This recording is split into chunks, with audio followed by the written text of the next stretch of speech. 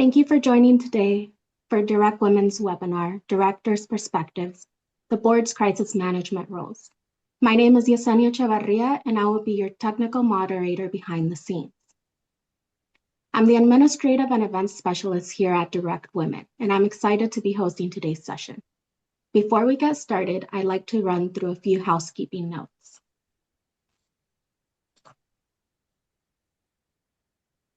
You should all be able to see the screen now and hear my voice.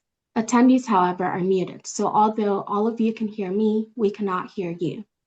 That said, you can still ask questions and we encourage you to do so. Please submit questions using the Q&A feature in the Zoom console, not the raised hand or chat features. Feel free to submit questions anytime throughout today's program. Today's webinar will be approximately 1 hour with 45 minutes of content, followed by a few minutes of Q&A. Links to our speakers' biographies will be provided in the chat once the program has begun. Lastly, there will be a short survey at the end of the webinar that we hope you will complete. It is only 4 questions and should take no longer than 2 to 3 minutes tops. With that, I will turn it over to the moderator of today's program, Veronica Foley. Veronica? Thanks, Yesenia. Hello, everyone, and thank you for joining us today. As Yesenia said, my name is Veronica Foley, and I am the Chief Compliance Officer for Precision Drilling Corporation. And I am also a 2019 alumni of the Direct Women Board Institute, and a member of the Direct Women Board of Directors. If you don't know much about Direct Women has focused on fulfilling its mission to increase representation of female lawyers on corporate boards for about 18 years now. And through our programming, Direct Women, we help create a pipeline of legal leaders who can effectively serve on corporations as board of directors. And we also help source companies seeking qualified board candidates. So if ever any of you are seeking someone to join your board, please feel free to reach out to Yesenia and we can give you a list of board-ready candidates. And with that, I want to welcome our panelists today. With me today, I have Lance Drummond, I have Noni Maki, and then I have Deb Majoras. And I'm going to tell you a little bit about each of them, but I think feel free to look them up and their bios are available online. Lance is a former Executive Vice President of Operations and Technology at TD Canada Trust, and he currently also serves on the board of United Community Bank, and he's a member of Direct Women's Board of Directors. So welcome, Lance. With us also today is Noni. Noni is Senior Vice President and General Counsel and Corporate Secretary at Tractor Supply Company. She also serves on the board of John Hancock Investment Management, and she's a 2022 alumni of the Direct Women Board Institute. Hello, Noni. And today we also have Deb Majoras with us. Deb is a former Chief Legal Officer and Secretary of Procter & Gamble Company, and she currently serves on 3 boards. She serves on the American Express Company Board, she serves on the Brunswick Group Board, and the Valero Energy Corporation Board. She's a 2011 alumni of Direct Women Board Institute. So welcome, Deb. So with that, we're going to hit the road running. And this question is going to go to all 3 of you. And maybe I'll start with you, Lance. So the question is, how should boards prepare for crisis? Well, first of all, Veronica, thank you so much for having me. Thank Direct Women. It's been great to join the board and really excited about the opportunity to join this particular webinar.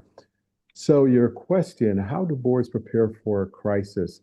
You know, the way I sort of think about it is I view the discussion of risks as a primary way of boards beginning to talk about the potential for crisis, right? So if you're thinking about whether it's a strategic risk, whether it is some sort of business risk, but in general, having discussions around risk is, in fact, I think the foundation for beginning to think about crisis.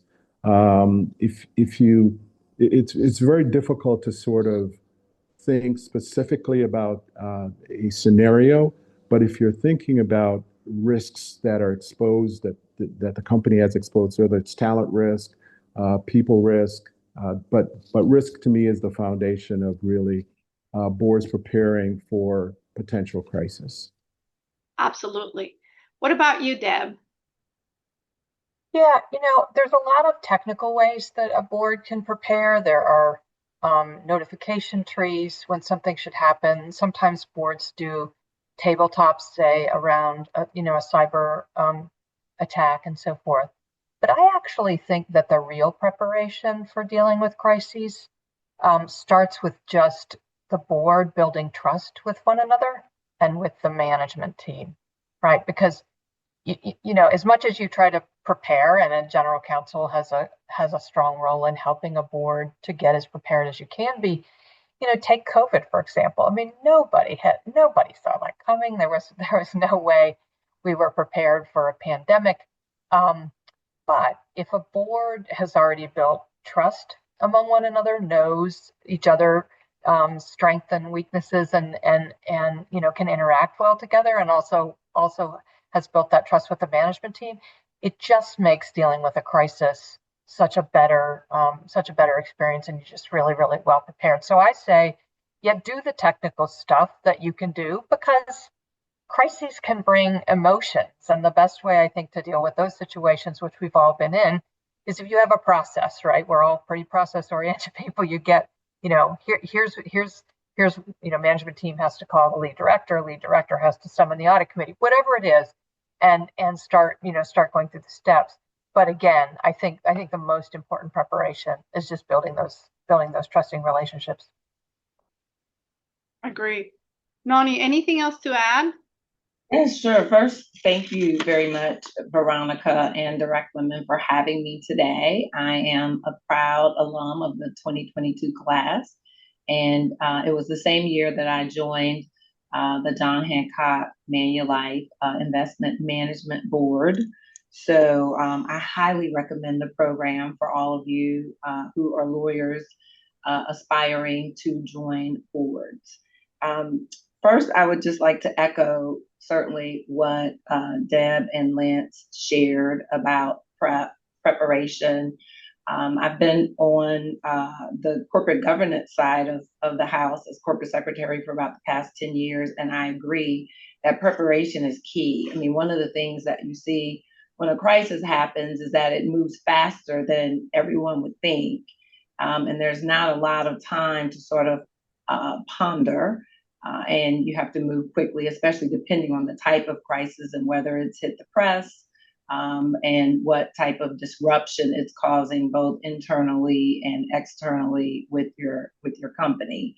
So I would echo the tabletop exercises with the board, especially from a cyber perspective. I just think that having that tabletop exercise under your belt with a crisis communications plan of what level you start to communicate, what level crisis you have that you need to start to communicate with your board, and depending on the crisis, whether it's the audit committee chair as well. And then I would echo what Deb says. Certainly, the comfort level amongst the board members and relying on the lead director or board chair, the audit committee chair, to share the information with the board, and relying on what's happening without having to continuously have every board member contact management, which can be disruptive to actually resolving the crisis expeditiously. So having those relationships at the board level certainly is key.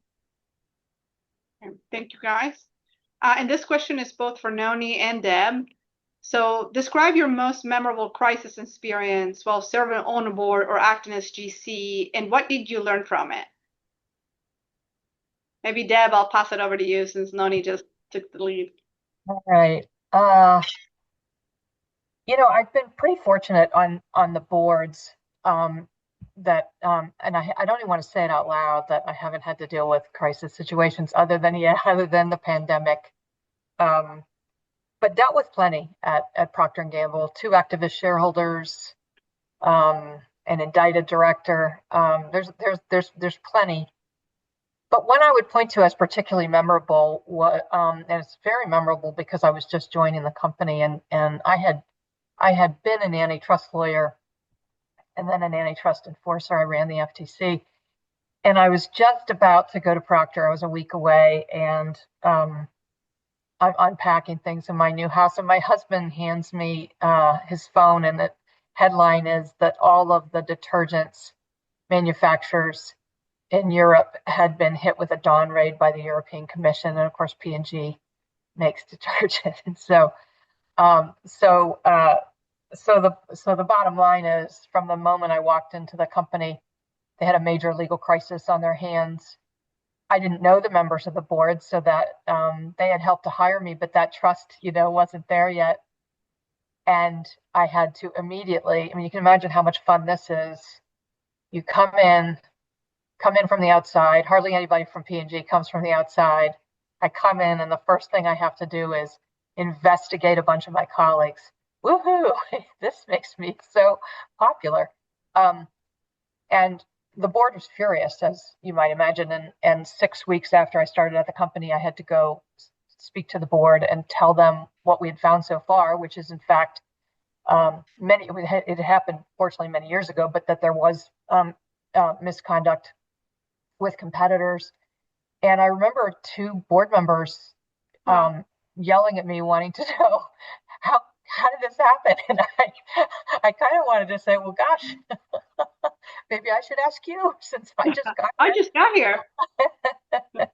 Um, but look, I think the salient points for this discussion are, the fact is we had a tough time doing the investigation because a lot of employees had left by then, retired, and so on, and so they didn't have a ton of incentive to talk to us. But we started to uncover this misconduct pretty quickly, and we were racing against the clock because in antitrust, there's a way that you can go in and confess everything and help the authorities, and then you can get, if not full amnesty, leniency, which I quickly realized we would want to do. But the board had to be very confident that this investigation was being done properly.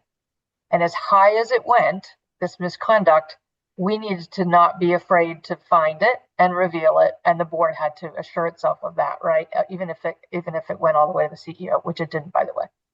So what did we do? I advised the board to set up their own special committee and to get outside counsel for the board, which I think it's not something you want to necessarily do all the time whenever you have an internal investigation, but if you have one where, first of all, if trust has been broken between the board and the team, but second and most importantly, if you're investigating particularly people who are leaders in the company, the board needs to assure itself that the investigation is being done. So I had my own outside counsel, and then I had outside counsel kind of looking over our shoulder, but they were pros, and they did a fantastic job, and we were able to get through it. But that was definitely a crisis situation where the board had to be involved in understanding exactly what happened, and then final step, board pushing on, okay, now what are you going to do to make sure this never happens again? So that was a great intro to the company. I bet, and crisis management for sure. Yeah. Noni, any memorable experience from your side? Sure. Well, Deb alluded to this earlier. I was actually in my first GC role when I had to deal with COVID. And I was in a highly regulated company as GC and corporate secretary, a global company. And as you can imagine, and actually have just returned from leading FCPA training in Shanghai only a month prior to COVID shutting down many of our offices and our businesses. And so at the time, I was chief compliance officer as well as general counsel and oversaw EHS. So that was a pretty, challenging, as you can imagine, and everyone experienced this. It was definitely a challenging crisis to navigate, and I was very proud of how we navigated it. We had our manufacturing facility in France shut down. We had to shut down certain offices, and it required sort of immediate analysis from a regulatory perspective of whether you were a critical business that had the right to continue to operate. Yeah. And based on one country to another, the rules were different. Whether there were certain countries that provided some government support, subsidies, if you will, for businesses and employees that could not work during that time, and offices that had to shut down. So it was quite a robust exercise in dealing with the crisis. And then, of course, updating the board regularly about what was going on, how we were handling it, any potential financial impact, even in looking at potential rent abatement, if you will, for the offices that we were in, which was a substantial expense to the business, and pulling and taking out any, given that there was a lot of concern about the financial markets, what we needed to do from a financial standpoint. And then again, no one knew how long this was going to last. And then making sure that we sent out protective gear all over the world and being able to get access to that protective gear. So that was quite a sizable crisis to navigate and manage in a highly regulated industry with a global presence. And we got through that. But one of the most memorable was actually a breach. And I think that's where I learned my lessons around a crisis moving faster than you would anticipate, because it shut down access by many, many, many customers who were calling, trying to find out why they couldn't access their data. And it involved getting authorities to the table and negotiating with insurance and forensics and numerous vendors, where it really was a lesson in being prepared. And that's not something that you always anticipate, but certainly had to move quickly to get the business back up and running, negotiate with the threat actors, negotiate with the various vendors, insurance, paying ransoms. It involved all of the things that you would see in a tabletop exercise, and had to be done in a 48-hour period. So that was a very early lesson that I learned that has taught me some valuable lessons as a general counsel from a compliance perspective, and communicating with the board, because we immediately had to start having daily updates with the board chair and the audit committee chair on exactly what was happening, as well as our PR plan. Makes sense. Lance, your turn. I have a follow-up question. So what experiences do you think prove to be the most valuable during a crisis? Like, what skills, for the audience, what experience should they go get immediately to prepare for for a potential crisis, you think? Well, I don't know if I can, offer go get this skill immediately. It's what I would say is, it was interesting to hear Deb's comment around board members shouting at her, because I think one of the things that you really need during a crisis is calm. You actually need people who are very measured and deliberate at that moment, because yelling at Deb isn't going to help the situation, to be quite candid with you. And so you really want your board members, as much as you build trust and so on and so forth, what's really important is that the board at that moment remains calm as this begins to unveil itself and unfold itself. The other thing that I would say, and I'm not sure, again, it's a skill as much as there has to be an air of confidence as people are sort of navigating through this. There's a lot we won't know, but having some sense of confidence that you're going to get to the bottom of it is really important as well. And then you'll notice I'm using all C's here. So I apologize for that. But the third I would say is around a level of curiosity. Don't overlook what's actually might be right in front of you.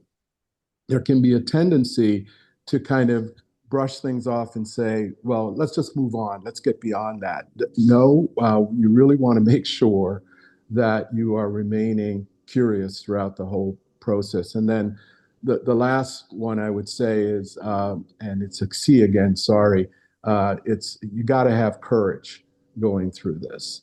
There's a level of courage that a crisis requires that I think in general, when you're sort of dealing with general business issues, you may not need to have that sort of stiff upper spine. But when you're going through this, you have to have a stiff upper spine because you're likely to unearth or unveil things that will really, to even some extent, challenge whether the board was fulfilling its own responsibilities of oversight and really fulfilling its own responsibilities from a fiduciary perspective. So that would be my comment around the skills. I don't, there are a bunch of technical skills you can have, but at the end of the day, if you don't have those four things from my perspective, it's tough to sort of manage through a crisis.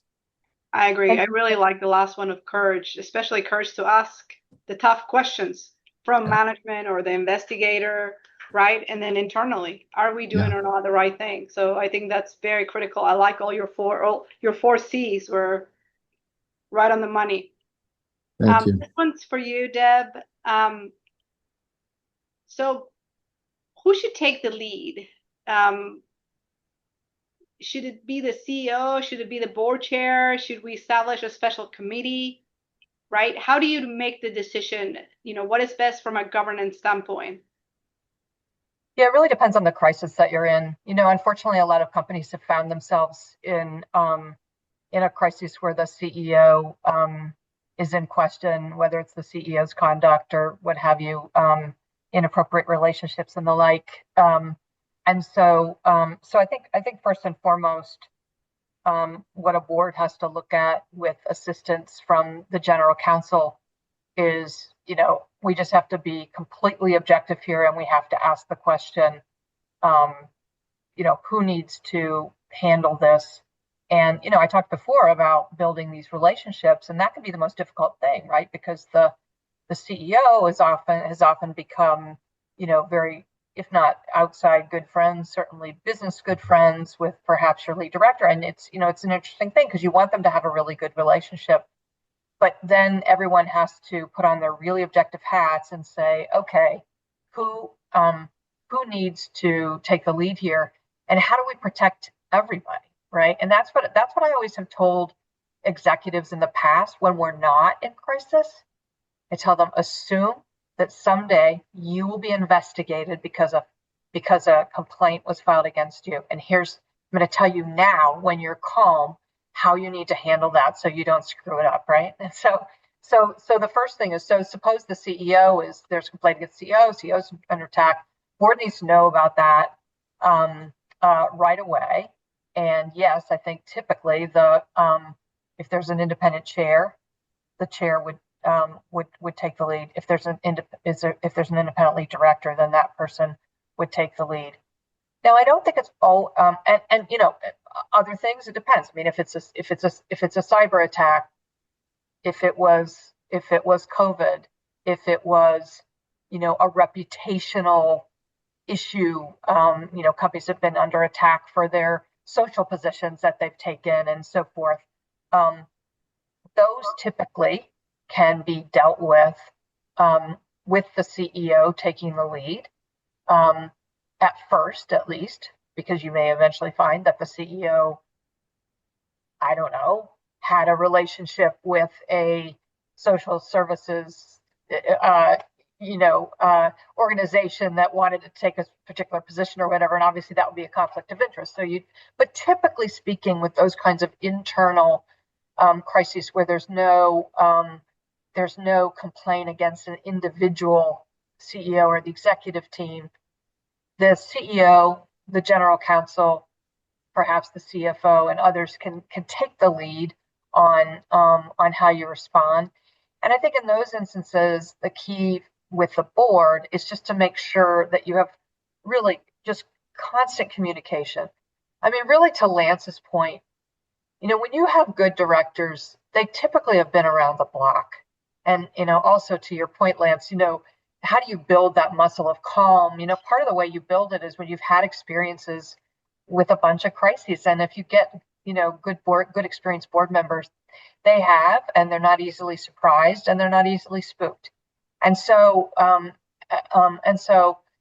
staying in communication with them, continues to give them the trust that you're handling it correctly.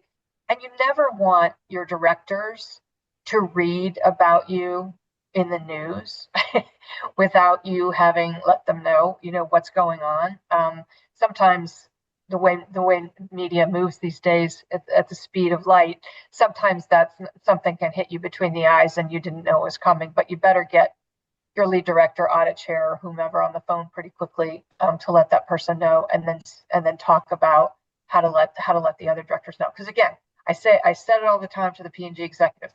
They can take anything, they can handle it, except you not telling them. So make sure that you have like really strong communication. I guess the last thing I would say, you asked about special committees and hiring, outside counsel for the board. I think that is fair. It's not completely exceptional, but it's not the norm. And so you really have to think about whether that's necessary. It's sometimes the right thing to do to make sure, again, that everybody's protected. No one can ever say there was a conflict of interest here. We all were doing what we needed to do, and we had the right outside help to do it. So, again, I think that really comes in when particularly senior executives may have engaged in some misconduct or, it's a possibility. Then you want to make sure the board is very assured that everything was done completely objectively. And we're never as objective as we think we are. I mean, lawyers are trained to be objective, and I'll completely be biased now and say I think we are among the most objective on the leadership teams because we're used to it. We're used to conflicts of interest, and we're used to how we deal with them. But even we, at times, we're friendly with our board members, we're friendly with our fellow executives, and we have to really step back and put on that objective hat.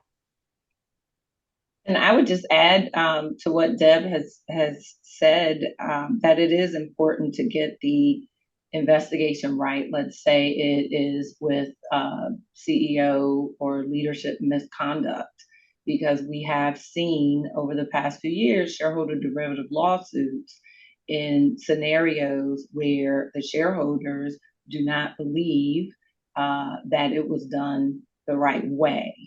And there have been situations where the board has had to go back and right some things that weren't necessarily done as the shareholders would have expected in the context of a crisis. The other thing I would just add is it's critical to have the CEO succession in place, because when you do have a crisis, it could be, a major health event for a CEO. It could be misconduct where the board is investigating and the CEO needs to step aside. It's very important for the board to have a plan as to what would happen in that scenario. You hope that it never happens, but if it does, it's important for the board to then step in and lead. And I always like to say from the board chair leads crisis governance, and the CEO leads crisis management and manages the management team of a company in those types of scenarios. Yeah, I think that's a really good point. And having that succession plan can, help you navigate that crisis way faster and easier if you do have a plan already in place. So with that in mind, Noni, I'm going to pass it right back to you because you bid, so you're on the hook now. So how do you support the CEO and yet protect the organization when the allegation is about the CEO, right? And it, right, because the allegation comes in and it could be completely not true, right? Um, so how do Well, you walk that tight line? yeah, from a general counsel perspective, your fiduciary duty is with respect to the board, as a corporate secretary to the board. And the board obviously has a fiduciary duty to the shareholders. And so, it's important to help advise the board in an objective way and help the board to potentially establish a special committee if necessary, and to even bring in independent counsel that does not otherwise work for the company to advise the board in an objective way, so that you're not directly involved, but you're advising the board on getting an independent counsel in place. Veronica, one of the things that I've consistently said, having been on a number of different boards, is that it's important never to fall in love with your CEO.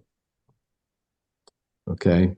And the reason for that is that no matter how good the CEO is, at some point something is going to happen. And so it's really important that the board always sort of keeps that line of demarcation clear and, in fact, have discussions, especially in executive session, where they can talk about the CEO and their performance and so on and so forth, but in a very, very objective way. Because it's easy when you have a rock star CEO to fall in love. Yeah. That's a great point, Liz. And I would just add to both of yours, it's sort of interesting. I mean, certainly from a public perspective and somewhat internally, I've sort of learned there's only two levels of board support for a CEO. There's 100% and 0%, right?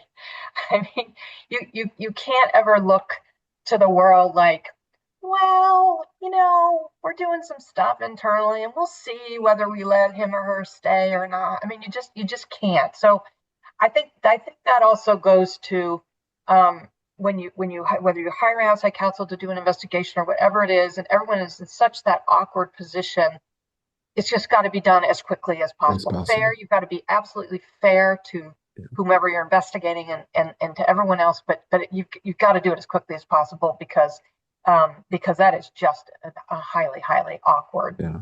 period. It's interesting, Veronica, just quickly, of the 4 crises that I've been involved in, normally what tends to happen is that the board chair or the lead director is assigned a subcommittee to lead the work. And the subcommittee then keeps the board involved, as well as the CEO involved where necessary, and in some cases, the general counsel. In one particular scenario, because it was a really ethical issue, the general counsel could not be directly involved, and we needed to sort of arm's length the general counsel, though the general counsel was providing information to the subcommittee. It was important that the general counsel not be directly involved in that particular situation. I agree. All right, Noni, this one's for you. So they say that crises don't build culture, but that they reveal it. What do you think about that statement? Is it true, not true? And what did your last crisis show you about your organization's true culture? Yeah, no, I agree 100% that it is true. And I think it really does. The culture really shows when you're having to come together and respond to a crisis, both at the board level and the management level. As Deb and Lance referenced earlier, that relationship and trust on the board is critical, and it's not something that should be established in the midst of a crisis. It's something that should be established in advance. And the same thing amongst the management team, and then between the board and the CEO, that the organization is going to do the right thing to respond. And so what I would say is I've seen scenarios where, everyone may not agree with what caused the crisis, but it was most important for all parties to come together, work together to resolve the crisis as effectively and efficiently as possible. And then after the fact, look at the root cause analysis and a corrective action plan to ensure that the crisis doesn't happen again. And if you can't ensure that the crisis doesn't happen again, that you have a response plan, an effective response plan in place that incorporates the learnings, the lessons learned from your response in that specific crisis. Oh, thanks. Lance, this one's for you. So they say that, communication in a crisis, and when Devin and I were prepping, she said it over and over, right? It's one of the most important things that you can do or not do as a board. So which stakeholder group poses the greatest communication risk during a crisis? Is it employees, investors, regulators, customers? How do we tackle each of those different stakeholders? Wow, well, this is a really tough one, but for me, I mean, all of these stakeholders are important, right? All these constituents are important. You have to certainly appease your investors as you're going through the whole process because of the fiduciary responsibilities you have. You certainly have to make sure that the regulators who are going to be looking over your shoulders through this process, that you're having conversations with them as well. And certainly your clients, your customers are going to be important. But I tend to believe that the employees and the communications with employees is really, really critical. If I look at it and I said I had, of the 4 constituents, I had 25% here, 25% here, I'd always give the employees probably 26%. Because at the end of the day, you really have to, if you're going to have the company survive in some way, the employees are the ones that will be interacting with customers at some point. Employees are the ones that are probably going to be speaking to regulators, in addition to the board, but certainly speaking to regulators. And employees, perhaps a management team will be talking to investors. So I think you've got to really make sure that you're managing the communications really, really deftly with the employee base, because they're going to be around at the end of the day, helping to run the company in some form or fashion. And not communicating with them or leaving them till the end, more or less, is something that I think will make it incredibly difficult for the company to sort of recover from whatever the crisis is. I mean, you can think about COVID, right? And the fact that we had to have employees working from home and all of that. At the end of the day, and then having them come back into the office, that whole process and how that's managed has to be done in a very, very effective way, because the downstream effects on all the other stakeholders can be pretty significant if the employees are not communicated with well. At least that's my perspective. Yes. Deb, anything to add to that? Yeah, I think it's right. To give it even, on the downside of what can happen if you don't communicate well with your employees. They're on social media, they're out there communicating, and so it's very, very difficult you have to very quickly pull together, and you have to be so careful as you're doing that in these moments, because particularly from a board perspective, it's our job to think about the reputation of the company, because that's for so many companies. I just came from an American Express board meeting last night. I mean, and I was at P&G. I mean, brand is so important to these companies, and so I always thought when I was at P&G, you're this temporary protector of this brand that's been around since the 1800s, and for a board, that's part of the job too, and it's a legitimate part of the job. And yet, when people write emails about that early in the crisis, it comes out looking really bad later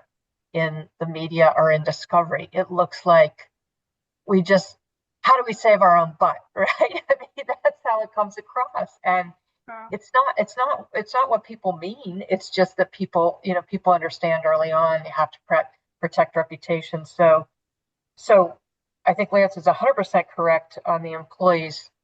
Once again, it partly depends on the type of crisis. Customers obviously are key. If it's a crisis in reporting financial results, obviously investors are going to be one of the key people. But really, it just shows that the board has to make sure that the lawyers, the communications folks, the financial folks are all well advising the CEO, and they're juggling all of these stakeholder interests and thinking 6 steps ahead, because there's just a lot of stakeholders out there, and information travels fast. Agree. All right, Noni. Lawyer question, very much a GC question. So how do you ensure that decisions made under pressure still remain well documented? Yeah, well, right? Worst day in court. How do we protect the company? Well, you want to make sure that when your board is meeting, that you have a GC in those meetings documenting the process, right, of what the decisions are that are being made, how those decisions are being made by the board, that the board is following the set process that you've had tabletop exercises about, or in your crisis response plan, your business continuity plan, what have you. And that's important because certainly if the shareholders don't agree with the decision by the board, there can be legal action, right? And there can be a request, books and records request by the shareholders, and they will want to review potentially what decisions were made by the board and with what information did they make those decisions. And the business judgment rule out there, certainly, and obviously that's a high bar for shareholders to overcome. But you just want to make sure that as the general counsel and as the corporate secretary, that you are protecting your board, you're advising the board, and you're following a process. Yes. Well, we have 3 minutes left. So I'm going to ask you each one kind of lightning round question. Try to take 30 seconds so we can finish on time and I don't get in trouble. So why don't we start with you, Lance? What keeps you up at night? What crisis scenario keeps you up at night? You're on mute. Sorry. What crisis keeps me up at night? I think I always worry about something going on in the cyberspace today, okay? The fact that there is no business, whether you're a large, Fortune 10 company, or you are a tiny 1 or 2 person business, you are involved in the digital economy in some form or fashion. And the fact that we are, and that we can be so vulnerable to cyber hacks, to all of the AI things that are going on, the changes in quantum computing, et cetera, these things can have dramatic effects on businesses and shut them down in a heartbeat. And so I worry a lot about that.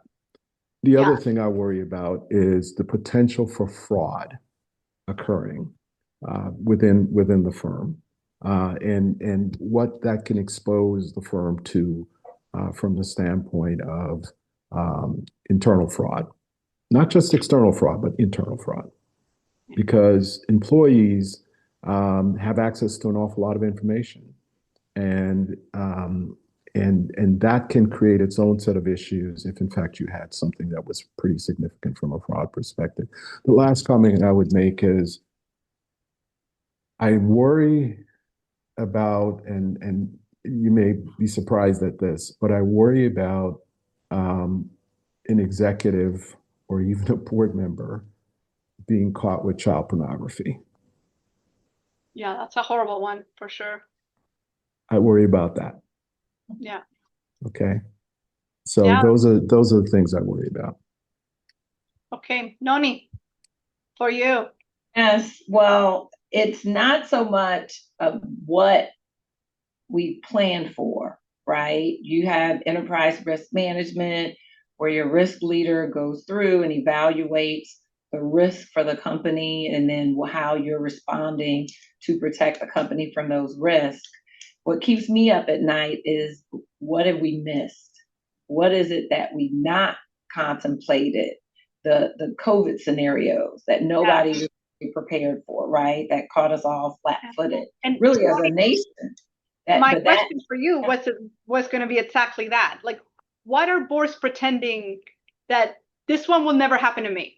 Like, oh, that could happen to other boards, but not to me. What crises are they out there pretending is never going to happen to their board? Well, you always think it's never going to happen to you, and to Lance's point, from a cyber perspective, we all say it's not if, it's when, right? It's a matter of time before there, especially with the enhancements, and now you have AI, and there's a lot of questions around what the board's responsibility is as far as governance of AI and how the company will be using AI going forward. And so, you see things happen all around you, and you can use those lessons learned and best practices to say, okay, this is how we would respond if or when that happens to us. But in response to what keeps me up at night, it's what am I missing? What is it that, I mean, COVID, even look at insurance. It just caught us all flat footed as far as how we were going to respond. And in a lot of instances, regulators, lawyers, management teams sort of made it up as you went along, right? Not knowing when or if it was ever going to come to an end. And so, look, my advice is you do the best you can. You put all of your, I'm very process oriented. You have your enterprise risk management. You go through your surveys all through your organization to determine if there's any gaps or blind spots in the organization. And then you rank your risks because you can't cover off on every single thing. You have limited resources and you focus on your highest risk. And then you have your response plan because you're never going to have the exact scenario every time. You're never going to know what the exact facts are. So you have a general response plan, and then you have to adjust, and you have a management team that you should be able to trust to know how to respond to that crisis and to keep the board informed and have feedback from the board to make sure you're handling it appropriately. All right, Deb, last question for you. Any parting advice? And maybe what do you know now that you wish you would have known then? And then if in one sentence you could summarize what is the board's job in a crisis? Like what is ultimately what the board should do in a crisis? Yeah, just take the last one first. I think the board is an oversight body.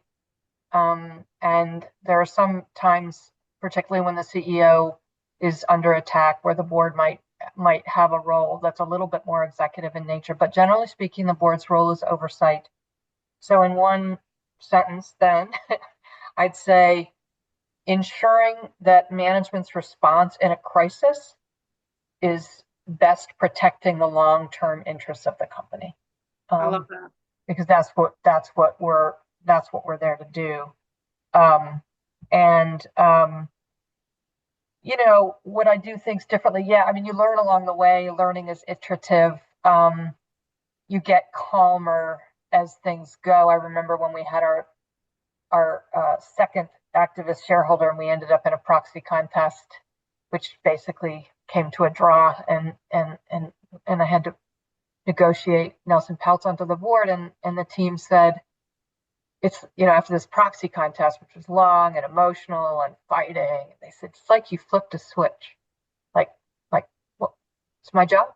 It's not personal. He's coming on the board. I'm going to now treat him like a director. So the mantra I developed over time, which I'll leave you so the advice was when a crisis happens, was what's the problem to be solved? Who are the people who can best solve it for us?